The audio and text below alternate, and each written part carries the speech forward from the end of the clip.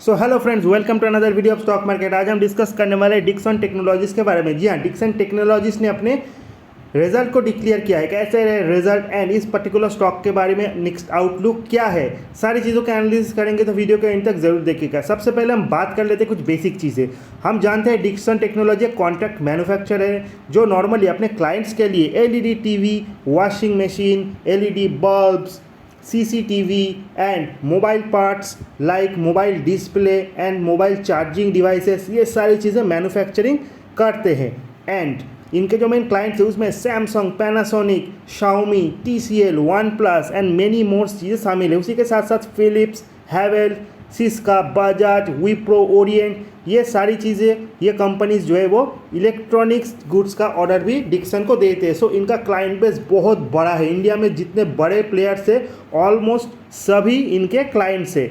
अगर हम इन particular company के रेवेन्यू को देखें, सो एलईडी टेलीविजन से 48% का, होम अप्लाइंसेस से 0.9%, लाइटनिंग सिस्टम से 26%, मोबाइल फ़ोन से 12% एंड सिक्योरिटी सिस्टम से 0.5% का रेवेन्यू इनको जनरेट होता है। सो सबसे मेन कंट्रीब्यूशन जो आता है वो है एलईडी टेलीविज़न। नाउ इनके पास 11 मैन्युफैक्चरिंग फैसिलिटीज़ है ऑल ओवर इंडिया। अगर इस पर्टिकुलर चीज़ को अगर और डिटेल्स में देखें, सो कंपनी का प्रेजेंट मार्केट कैप है 24,000 करोड़ के पास, करंट प्राइस 4,100, स्टॉक 4,500 का 88.52x हाई एंड 960 का 52x लो। बहुत टाइम से ये स्टॉक 35,100 के रेंज में कंसोलिडेट कर रहा था, लेकिन सडनली स्टॉक में एक ब्रेकआउट हमको देखने को मिला है। स्टॉक का P 151 है, dividend yield 0.02%, ROCE 33.2 and ROE 25, बहुत ही इंप्रेसिव नंबर है। रिटर्न ऑन कैपिटल एम्प्लॉयड में 32.2% is a big number and ROE भी बहुत अच्छा है। नाउ अगर इस पर्टिकुलर चार्ट को देखें तो हमको देखने को मिलेगा इन द मिडिल इस स्टॉक ने थोड़ा बहुत डिक्लाइन दिखाया था, फिर स्टॉक ने लाइफ हाई टच किया ऑलमोस्ट। अभी स्टॉक 4,100 के करीब ट्रेड कर रहा है एंड इसके जो रिजल्ट है, कंपनी ने बहुत ही अच्छे रिजल्ट डिक्लेयर किए हैं। सबसे पहले हम जान लेते हैं पीयर्स के बारे में। एक्चुअली डिक्सन टेक्नोलॉजी जिस सेगमेंट में काम करता है उसको कंपटीशन देने वाला कोई बड़ा player in this particular segment नहीं है। इंडिया में BPL, sharp, Videocon, mark electronic, ये सारे कंपनीज है, लेकिन उनका मार्केट कैप डिक्सन टेक से बहुत ज़्यादा कम है, ऐसा हम कह के चल सकते हैं। सो पी रेशियो वाइज एक टाइम स्टॉक का पी बहुत एक्सपेंसिव था। अभी 150 को हम कम तो नहीं कहेंगे, लेकिन अपने पीक से पी में थोड़ा बहुत करेक्शन आया है। नाउ सबसे इंपॉर्टेंट फैक्टर जो है क्वार्टरली रिजल्ट को अगर हम देखें, सो दिसंबर से मार्च क्वार्टर के बीच जो सेल्स या फिर रेवेन्यू है वो फ्लैट रहा है, उतना ज़्यादा जंप हमको देखने को नहीं मिला। ऑपरेटिंग प्रॉफिट में 20 करोड़ का डिक्लाइन हम देख सकते हैं दिसंबर टू मार्च क्वार्टर। इसका मेन रीज़न है दिसंबर क्वार्टर के टाइम इतना ज़्यादा लॉकडाउन एंड स्ट्रिक्टनेस नहीं था, लेकिन जनवरी, फरवरी, मार्च के बीच थोड़ा बहुत लॉकडाउन के कारण इनके सेल्स में थोड़ा बहुत डिक्लाइन हम देख सकते हैं। वही प्रॉफिट भी घटा है एज यूजुअल। 82 करोड़ का प्रॉफिट बिफोर टैक्स 61 करोड़ हो गया है। नेट प्रॉफिट 62 करोड़ से घट के 44 करोड़ हो गया।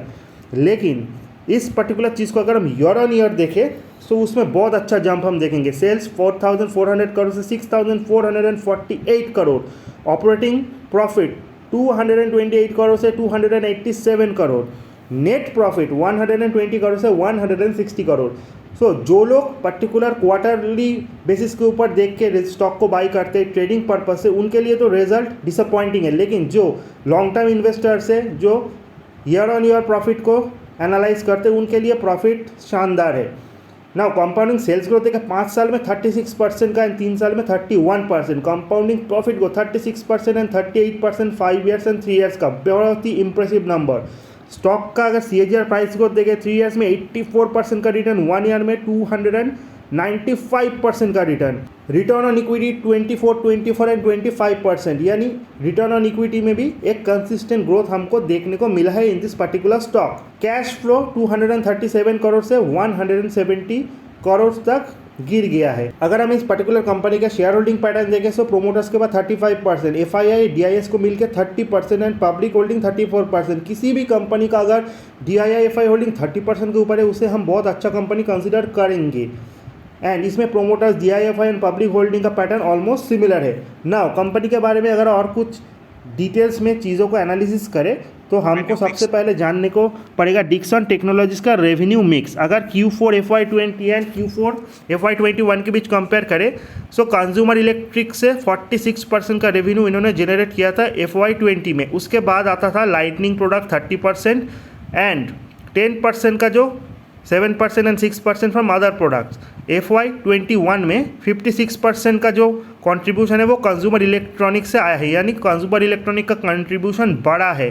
वहीं लाइटनिंग प्रोडक्ट का कंट्रीब्यूशन घटा है 30% टू 18%। अगर इस पर्टिकुलर कंपनी के रेवेन्यू एंड एबिटा मिक्स के चार्ट को हम डिटेल्स में एनालिसिस करें सो मार्च 21 का जो रेवेन्यू मिक्स है उसमें 56% का जो कंट्रीब्यूशन है वो लाइटनिंग प्रोडक्ट्स एंड 80% का कंट्रीब्यूशन जो आता है वो लाइटनिंग प्रोडक्ट्स, 56% का कंट्रीब्यूशन जो आता है वो कंज्यूमर इलेक्ट्रॉनिक्स प्रोडक्ट से आया है।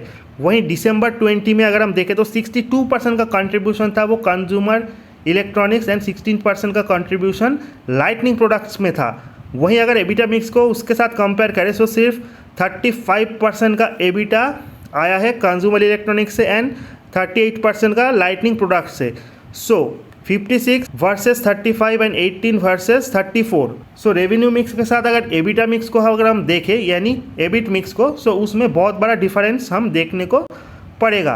एंड दिसंबर क्वार्टर में भी 62% का रेवेन्यू मिक्स जो आता है कंज्यूमर इलेक्ट्रिक से 39% वहाँ पे एबिट मिक्स आया है एंड 16% की जगह 33% का लाइटनिंग प्रोडक्ट से उनका रेवेन्यू जनरेट हुआ है। नाउ अगर इस पर्टिकुलर चीज़ को अगर और डिटेल्स में देखें यानी segment wise operating profit margin को अगर हम देखें सो इन दैट केस हम देख सकते हैं मार्च, दिसंबर एंड मार्च 21। सो इन मार्च 21 में अगर हम देखें उनका जो ऑपरेटिंग प्रॉफिट मार्जिन है इन एवरी पैरामीटर्स वो कम है कंपेयरिंग टू मार्च 20 एंड दिसंबर 20 हम देख सकते हैं। एंड अगर हम दिसंबर एंड मार्च 20 के बीच कंपेयर करें तो सबसे अच्छा ऑपरेटिंग प्रॉफिट जो कंपनी ने अर्न किया था वो मार्च 20 में था। उसके बाद दिसंबर में ये कंसिस्टेंटली डिक्लाइन हुआ है। एंड अगर हम मार्च में देखें so comparing to every particular quarter सबसे खराब है मार्च 21 में। अगर हम ऑपरेटिंग प्रॉफिट मार्जिन को देखें, ऑपरेटिंग प्रॉफिट मार्जिन तब घटता है जब कंपनी का एक्सपेंसेस बढ़ता है। इसके पीछे क्या लॉजिक है आगे जाके हम डिस्कस करेंगे। कंपनी का जो एबिटा मार्जिन का जो कंसर्न है एंड कंपनी का जो ऑपरेटिंग प्रॉफिट गिरा है उसके पीछे मेन रीज़न है रॉ मटेरियल प्राइस बढ़ना। हम जानते हैं लास्ट 1 ईयर में सारे रॉ मटेरियल का प्राइस जो है वो बहुत बढ़ चुका है। लेकिन ये contract manufacturing companies and contract manufacturing companies के लिए सबसे बड़ा प्रॉब्लम यही है अगर रॉ मटेरियल प्राइस बढ़ता है तो ये अपने क्लाइंट को पास ऑन नहीं कर पाते उतनी आसानी से, क्योंकि इनका कॉन्ट्रैक्ट होता है 6 मंथ, 1 मंथ, 2 ईयर्स का एंड इनका प्राइस जो है वो फिक्स्ड होता है। अगर रॉ मटेरियल का प्राइस घटता है सो इन दैट केस भी वो अपने क्लाइंट को ये पास ऑन नहीं करते। सो इन दैट केस इनका प्रॉफिट बढ़ता है, ऑपरेटिंग प्रॉफिट, एबिटा सारी चीज़ें बढ़ जाते हैं। लेकिन अगर उसी तरह रॉ मटेरियल कॉस्ट बढ़ जाता है तो इनसे इनको थोड़ा बहुत घाटा होता है। तो कॉन्ट्रैक्ट मैन्युफैक्चरिंग का यही फंडा है, इसीलिए इनका operating profit quarter on quarter गिरता है। एंड अगर हम क्वार्टर ऑन क्वार्टर इनका नेट प्रॉफिट देखें उसमें भी हम डिक्लाइन देख सकते हैं। सो यही है इनका मेन प्रॉब्लम। नाउ अगर कंपनी के बारे में और डिटेल्स में देखें सो कंपनी का फ्यूचर आउटलुक के बारे में अगर हम डिस्कस करें सो कंपनी का नॉर्मल फ्यूचर में तो कोई प्रॉब्लम नहीं है। कंपनी इज डूइंग वेल, इनके क्लाइंट्स बहुत बड़े बड़े क्लाइंट्स हैं। जिस तरह से लॉकडाउन उठ रहे हैं, वैक्सीनेशन हो रहा है, सो आगे जाके सेल्स में भी बहुत अच्छा खासा जंप हम देखेंगे एंड कंपनी के स्टॉक में भी हम अच्छा खासा अपसाइड देखेंगे। सूनर देन लेटर ये 5000 भी टच करेगा एंड उससे ऊपर भी जाएगा। सो बिजनेस को लेकर कोई प्रॉब्लम नहीं है एंड इन फ्यूचर शायद सप्लाई बढ़ेगा एंड डिमांड जो है वो थोड़ा बहुत घटेगा या फिर डिमांड एंड सप्लाई बैलेंस होगा तो रॉ मटेरियल कॉस्ट में भी थोड़ा बहुत डिक्लाइन हम देखेंगे। इसका सीधा बेनिफिट भी इसको मिलेगा। यदि ये डिक्सन टेक्नोलॉजीज का एक शॉर्ट एनालिसिस वीडियो अच्छा लगे, इन्फॉर्मेटिव लगे तो चैनल को लाइक, सब्सक्राइब और शेयर करना मत भूलेगा। मिलता है अगले नेक्स्ट वीडियो में, तब तक के लिए गुड बाय।